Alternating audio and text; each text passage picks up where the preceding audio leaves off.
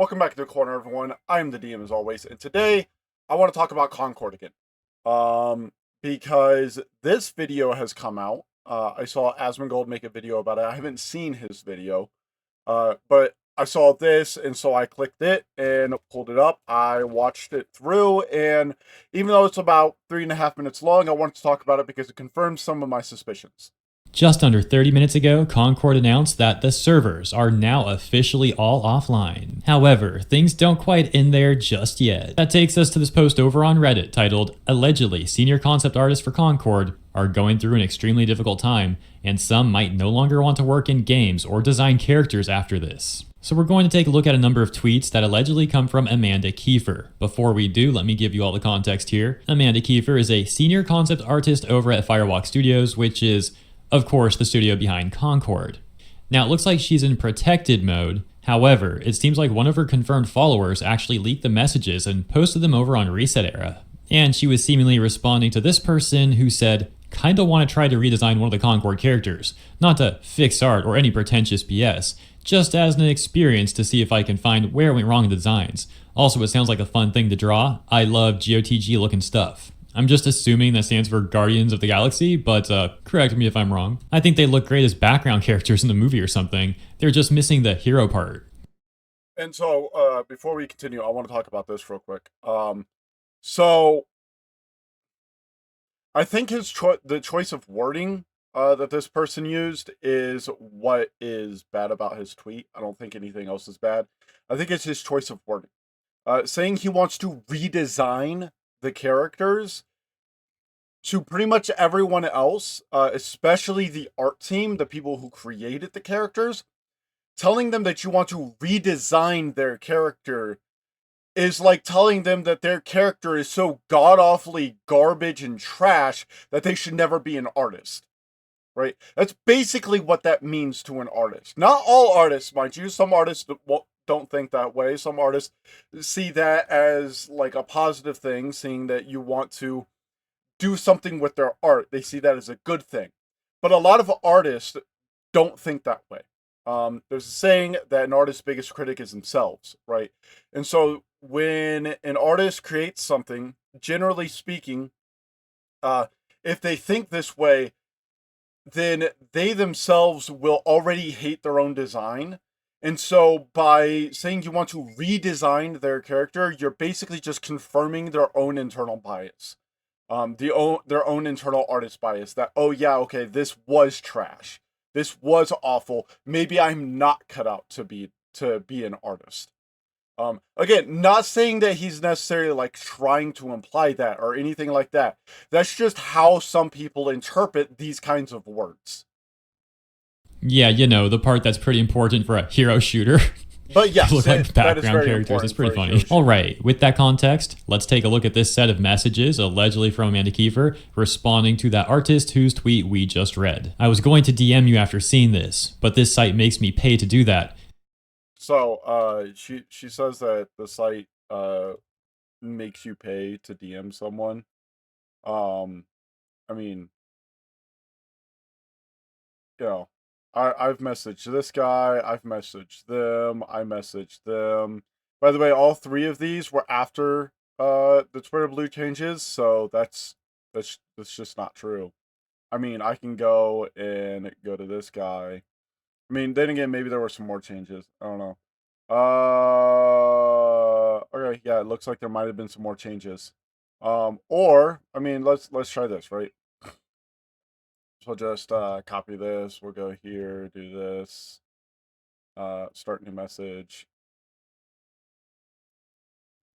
No, just oh, okay. Maybe I guess she's right. All right. So I guess there have been more Twitter Blue changes I have been aware of. That doesn't surprise me. I don't use Twitter Blue. I don't pay any attention to it. So I guess that's true. That's really unfortunate. That's really fucked up. So at the risk of getting dogpiled, I'm just going to say this here. A lot affected the art side of Concord, including design by committee, failure, some leadership, to listen to the art team, etc. So this right here pretty much confirms what I was saying before, if these are all true.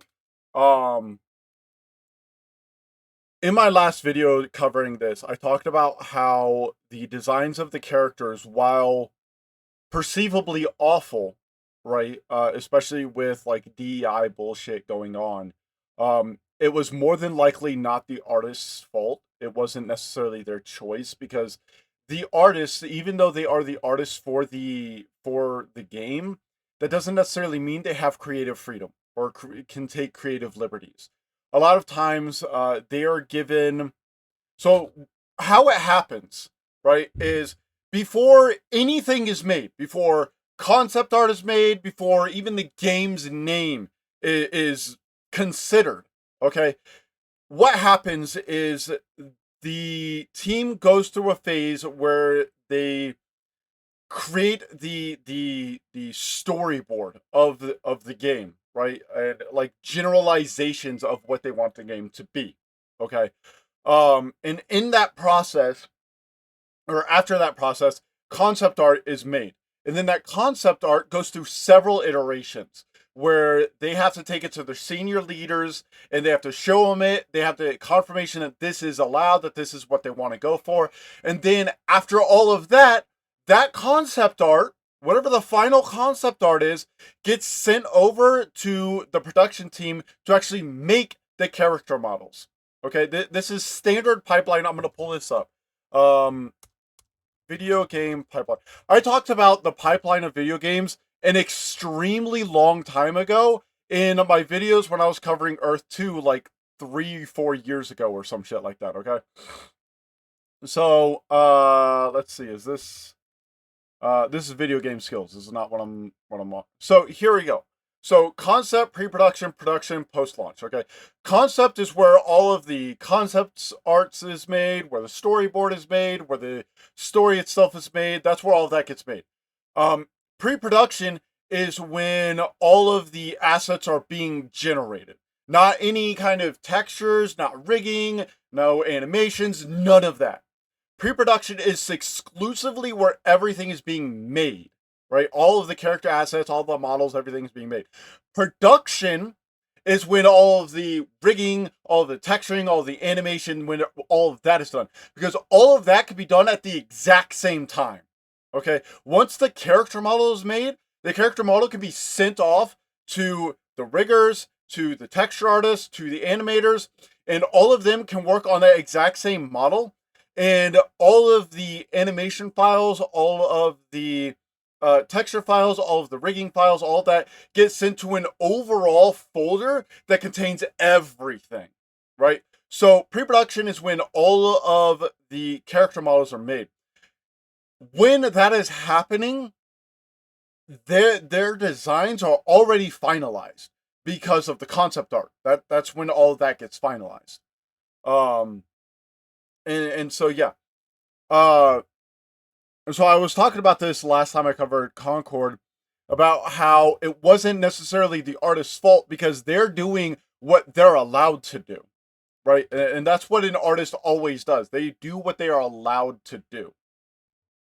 The character concept art team, including myself, is going through an extremely difficult time emotionally, and some of the team no longer want to work in games, design characters, or even do art anymore after this. Because of this, posts like yours, though understandable, are unfortunately ill-timed. None of us know which way the wind will blow with the studio. We are worried sick and terrified of the future. Not only that, but we have been shouldering the brunt of the emotional labor as executives/directors dodge most of the blame. Behind the scenes of all this talk about Concord and character designs, people's livelihoods are at risk. And there are very real financial consequences that might hurt us even more. That's just what I can say from our point of view. I'm not saying change course or anything. Us artists like being able to use social media to promote our work and get more jobs, but I'm saying we see this, and it does absolutely affect us, since we just got our teeth kicked in. Okay. Yeah, so I want to talk about this. Oh my god, how far back did I have to go? So, like I was talking about in my last video, Firewalk Studios, I really would not be surprised if they get shuttered. Just because of the colossal failure that Concord was. And it is, just like Amanda says here, it is absolutely 100% the executive and director's faults. 100%. Yes, Amanda and her team might have been the ones designing the characters, creating them, creating the models, etc., etc., etc., etc., etc. However, it is not their fault for the art direction. It's not. Full stop. They are not to be blamed here. It is Sony, not Firewalk Studios. It is Sony and the executives that are the ones to be blamed. Okay? Because Amanda, her art team, all of the character designers, all of the character artists, the riggers, the animators, all of them, they are doing what they are told to do. Like, they may have gotten into the field as a career. They are undoubtedly passionate about video games, right? However, one of my teachers, when I was going to college, told me something and I will never forget it. The higher you go, or the higher you advance in the video game field, so you start off as like an artist, and you become a senior artist, and then artist, like the production manager for artists, etc. And you keep climbing the ranks. The higher you climb, the less involved in video games and video game productions you become.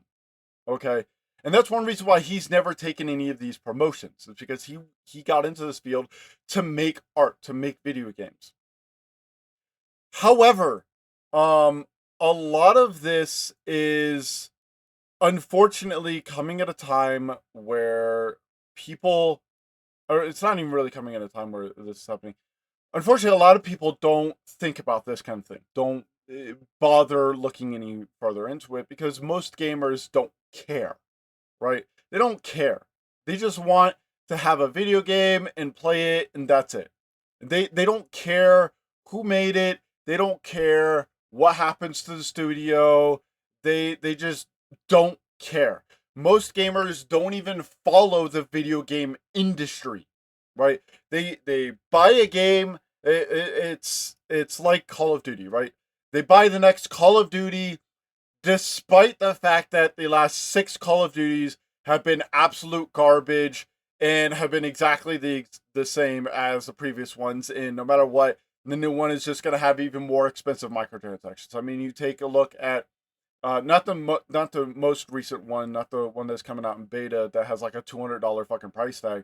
But you look at the one before that where it has like an $80 fucking cosmetic, right? And people buy this. Content creators buy this shit up, and that gets their viewers to buy it. And that tells the company that, oh, hey, look, they're willing to spend $80 on a simple cosmetic, right? I mean, you look at League of Legends, and they have that like $500 Faker RE skin bundle bullshit, right? So she's absolutely correct here. They are taking the brunt of all of the blame, and it's undoubted. They're undoubtedly going through an extremely difficult time right now. Not just emotionally, but financially. Because they're very, very afraid that their studio is going to be shuttered. And then they're just going to be out of a job. And the worst part is they're going to have this on their game resume. So when they go and try to apply to another company, that company is going to see, oh, you were part of this massive flop. That other company isn't going to look at the fact that it was Sony making all of the decisions, not them. They're going to look at it being their fault because, oh, you made this game and it was an utter flop, right? So that's how it's going to be. That's how it's going to be perceived, right? So down here you look, she says, behind the scenes of all this talk about Concord and character designs, people's livelihoods are at risk and there are very real financial consequences to hurt us, or that might hurt us at this time. And that's 100% true. Like I said, Firewalk Studios is probably going to be shuttered from this. I really would not be surprised because Sony lost so much money on it. And it's entirely Sony's fault. Entirely Sony's fault. but I'm saying we see this, and it does absolutely affect us, since we just got our teeth kicked in. Okay, so if those messages are indeed true, then here's my thoughts. I do agree that the executives, the directors, the suits at the top should not be dodging most of the blame. Clearly, they all wanted this sort of like modern audience approach for Concord that ended up being a terrible decision, and that of course would reflect on the character design team that they hired. At the same time, for all I know, a lot of the character design team may have also wanted to take that approach and had no issue with it. There's really a lot of context that we don't know about. And it does seem fair to say that the character design team probably could have done a better job. Like, there wasn't a single design that really looked good in that game. And pretty much everybody, including myself, won't always do our best work. Sometimes we mess up, sometimes we make mistakes, and that's a normal thing to have happen on occasion. So I do think it's a little tacky for this person to bring up like, oh, our livelihoods are at risk, as if no one's allowed to criticize the character roster of this AAA game. Like, I don't... No. So here's one thing that I have an issue with this. They're not getting upset because you're criticizing the concepts or anything. They're being upset because they're probably getting fucking death threats. Like, people have gotten death threats for less. If anyone remembers Last of Us 2, when Abigail's character, she's voiced by Laura Bailey. Laura Bailey got death threats to the point where people were literally threatening to murder her child. Her newborn infant that wasn't even 2 years old yet. Like, no, they abso-fucking-lutely have every fucking right to be pissed off and upset and be going through a massive emotional turbulence right now. There's 100% guaranteed psychopaths and fuckboys out there that have sent their entire team death threats. 100%. And I guarantee you, if any of them had the actual locations, would probably try to follow through with that shit. Guaranteed. They 100% have the right to be upset and pissed off right now. Don't want anyone's livelihood to be at risk, but come on, that's like a guilt-trippy, tacky move. We all need to make an income. That doesn't mean that if we do a bad job on something, no one's allowed to say anything about it. You can criticize it, but you have to add context. And you have to be aware of reading the fucking room. Okay?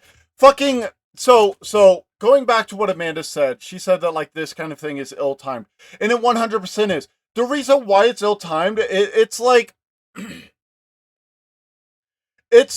being in the MCU right after Thanos snapped his finger, and 2 days later looking at Tony Stark and being like, oh, I don't feel so good, Tony Stark. I think I might have a stomach bug. That shit's ill-fucking-timed! Like, you have to read the fucking room!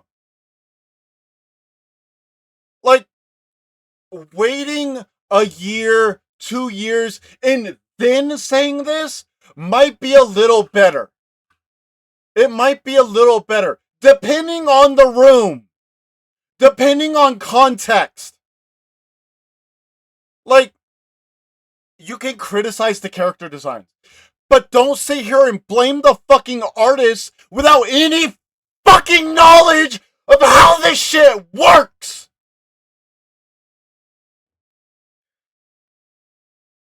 Criticizing the character designs is one thing, okay? Saying that you don't think that these character designs should have been done is one thing, okay?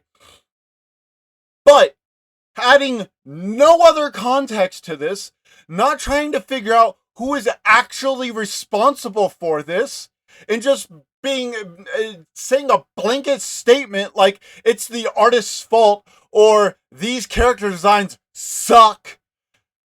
It's unproductive. It does nothing for the conversation. All it does is place the blame at the feet of the artists, who are not necessarily to blame. Sure, there might have been a few artists that weren't necessarily like objective to this character design route. Sure, that's probably true. But you can't say that's true for all of them. You can't sit here and say that all of them had absolutely no fucking issues with this character design. Because they're not the fucking ones calling the shots. They're not. God, I'm reacting. 20-minute fucking video. You really get the point, so I'll leave it there. Let me know what you think about this stuff in the comments if you enjoyed. No, I'm not going to subscribe because there at the end, he just really pissed me off. It is an overall great video, but you can't say that they're not allowed. You can't say that they're not allowed to be angry at criticism when 99% of the criticism is it's the artist's fault. How could they have made the character designs this way? Oh my god, blah blah blah blah blah blah blah blah blah blah blah blah blah blah blah blah blah. You have to think about fucking context. And you have to add context. That's why. Anyways, that's all for this video.